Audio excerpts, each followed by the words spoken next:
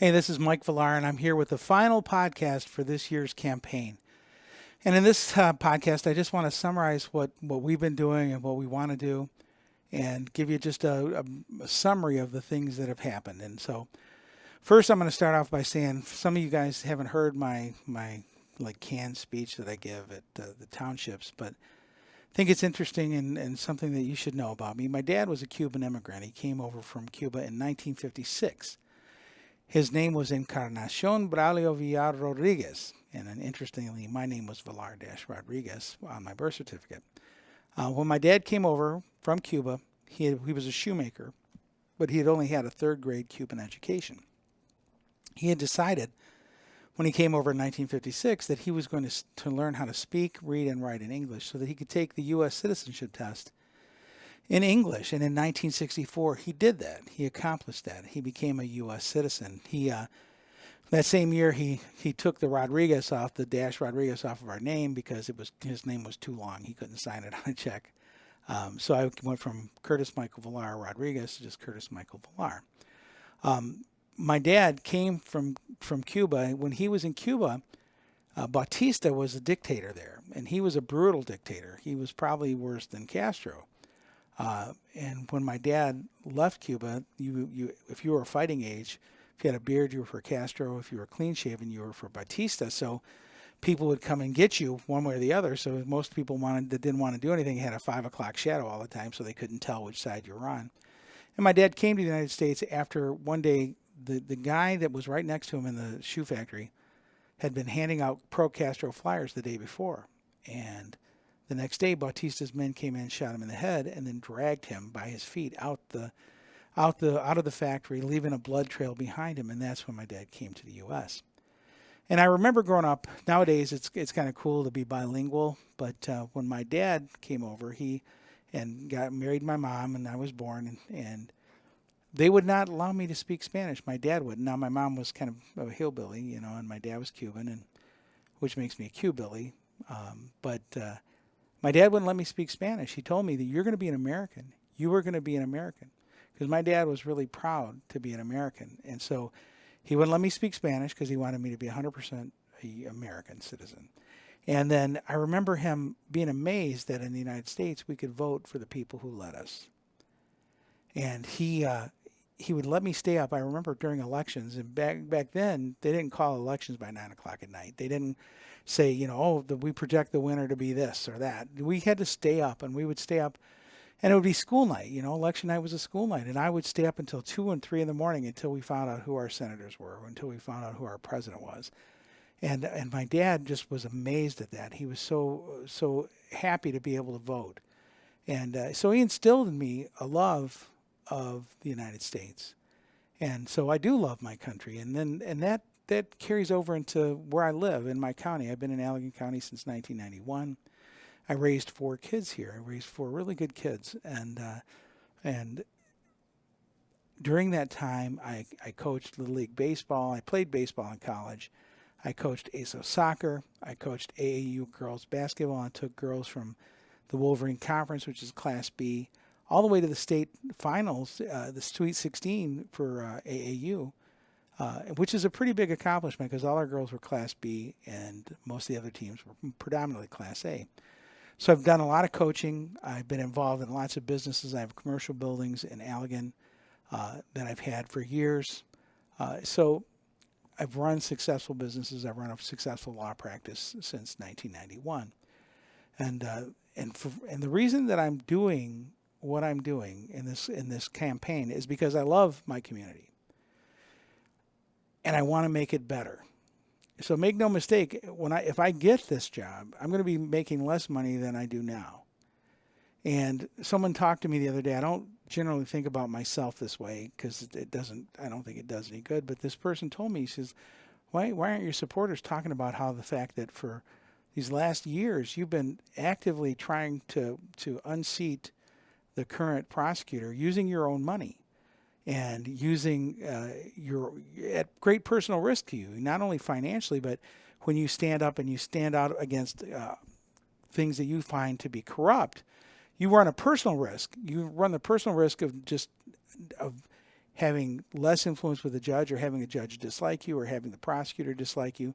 So you've had great financial risk and great personal risk because you're doing it because you think it's right for the county. And she said, most people would want a prosecutor who's willing to put his own personal finances and personal reputation on the stake just because he thinks something is right. And I thought about it, and I thought, that's probably a fair assessment of what I'm doing. I don't have political interests funding me. I don't have the political elite funding me. In fact, usually I kind of irritate the political elite because I don't want their support. I want to run because I want to make things better, and that's why I ran. I think that things in Allegan have been screwed up for a while, and if you've watched any of my podcasts, you'll understand why. So those are the things I want you to know about me and why I'm running. And here, as a recap, one of the things that we've talked about is the stunning incompetence of my opponent. She'll talk at township meetings about how she's a member of this and a member of that, and she's a part of this and she's a part of that. All these things that she's doing, and she's a part of the Prosecutors Association of Michigan, and it goes on. And I'm glad that she does a lot of volunteer work. I mean, I'm not opposed to that. But the bottom line is, if your volunteer work interferes with your actual job of being a prosecutor, then maybe you're doing too much. So what we found in the last 6 years, my opponent's been a prosecutor for 6 years. When she started, there was 8 prosecuting attorneys. Those prosecuting attorneys were all my friends. They'd been here for some time. They were really good. They were a good group of people. And then the 25 years before she became prosecuting attorney, 4, maybe 5 assistant prosecutors quit. Allegan County was a place where you could retire. You could work until you retire as a prosecutor. And we had many people that worked here until they retired. But when my opponent got into the job, the people that were there, the 8 people that were there who were really a good team, they all quit. And in the last 6 years, 20 assistant prosecutors have quit. 20. She's lost 20 prosecutors. One came back when they offered him $25,000 a year more not to go to Ottawa County. So there's been a total loss, a net loss of 19 assistant prosecutors. And I've heard all kinds of excuses about that, saying there's a shortage of prosecutors in Michigan right now. Well, there is. But there wasn't a shortage 4, 5, 6 years ago when they started leaving. And you have to ask yourself, why would so many prosecutors leave? And the answer is that my opponent is not good with people. She's not someone that people want to work for. She has, in the past, been called, very over-controlling and super-controlling. But the whole point is, the proof is in the pudding. When there have been 19 prosecutors, assistant prosecutors have quit, then there's a problem with management. In addition to that, the county has approved 3 more assistant prosecutor positions. Now, I talked in 2020, I talked about the high cost of my opponent's ambition. One of the things I didn't mention back then was what happens if the assistant prosecutors grow in number, because each assistant prosecutor costs the county probably at least $110,000. So with 3 new assistant prosecutors, we're talking about $310,000, $330,000, $350,000, maybe more than that per year in added cost to the taxpayers of Allegan County. I don't think that is needed. In addition, in 2020, I wrote an article in the Holland Sentinel. You can look it up.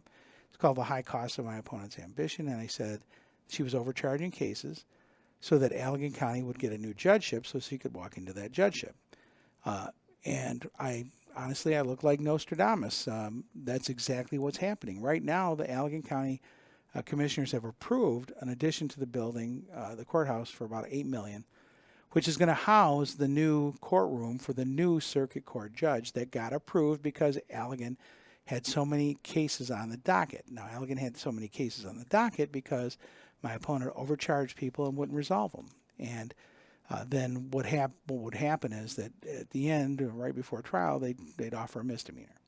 But the case had been open for 2 years and had gone through all the process of clogging up the courts. And then, so the bottom line is, I predicted this in 2020. This is what's happened.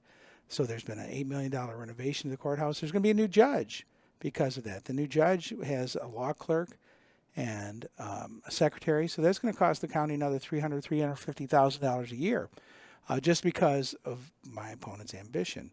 I have been saying that she wanted to walk into that position because prosecutors have an advantage in becoming judge. And so what happened is when the judgeship was approved by the Supreme Court Administrator's Office, Allegan tried to get the governor to approve that right away so that the new judgeship could have been on the ballot 2 years ago. Now, if that would have happened, my opponent could have run for judge without giving up her prosecutor's job. Because Gretchen Whitmer did not approve that right away, the new judgeship didn't come onto the ballot until this year. So now my opponent had to make a choice between running for prosecuting attorney, which she has been before, or running for judge. And she chose to run as prosecutor. Now, I tell people that she knows that 2 years from now, Judge Baker and Judge Scotchless will be timed out. After you're 70, you cannot run again for judge. So in the next 2 years from now, which she can run if she wins, which I hope she doesn't, if she wins, she can run for either one of those spots and still keep her job as a prosecuting attorney. And so that, I think, is her plan. I think that I called it in 2020. Anybody that wants to look at that article can go look at the Holland Sentinel and will indeed find that article. And it actually has become true, unfortunately. So if I'm fortunate enough to become the prosecuting attorney, and if you vote for me and have your friends vote for me and I'll come out and vote in person, my plan is first to stop the rampant attrition. There are people leaving the prosecutor's office, and so many people have left. And so that's done is devastated the prosecutor's office. When people leave that have had years and years of experience, you lose all that institutional knowledge. So the attorneys that had been there for a long time, they knew the judges, they knew the probation officers, they knew the police officers, they knew the bailiffs even. I mean, the police officers at the door, they know everybody in the courtroom and courthouse. And therefore, they knew what was expected of them, and they had all this institutional knowledge, and things worked well. Those people are gone, and they've been replaced with people that are relatively new, that don't know what they're doing. They're not getting the training they need. They're instead thrown into the deep end, and they see if they swim. And that's why so many people have left. And new people, they get new people. They stay here for a few months, maybe a year. Now they're gone. Now the county has had to allow the prosecutor to have 2 assistant prosecutors making way more than the others, so that they call them key employees. Again, enticing people to stay with money, not because it's a good place to work. The reason we've been approved for 11 prosecutors. We only have 8, maybe 9 now. They come in and out every day. But my opponent's having a hard time filling the position. She says it's because there's a shortage of prosecuting attorneys in Michigan. I say it's because word is out that Allegan Prosecuting Attorney's Office is not the place to work. If I get in, I will take the young attorneys that we have and train them. I have a lot of coaching experience, and I'll use that coaching experience to train them. I've been a trial attorney for 30 years. I've been voted the top 1% of nation's attorneys. I've been voted top 10 in Michigan DUI attorneys, top 10 in Michigan criminal attorneys. I'm a really good defense attorney, and a really good defense attorney can take prosecutors and show them, look, show me what you're going to present. Then I want you to show me what you would present as a defense attorney, so that you'll start thinking more like a defense attorney, so that you can start anticipating the things that are going to happen to you at trial. So my goal is to turn around the loss ratio that we've had in district court and circuit court, and to start winning those cases again. And I think that the other thing is that my opponent, if you listen to all of our podcasts, she prosecuted an Allegan County deputy for a high-speed chase when somebody got killed, and the Michigan State Police exonerated this young man, but my opponent decided that she wanted to prosecute him using the Allegan County Sheriff's Department. She did that. I watched the trial.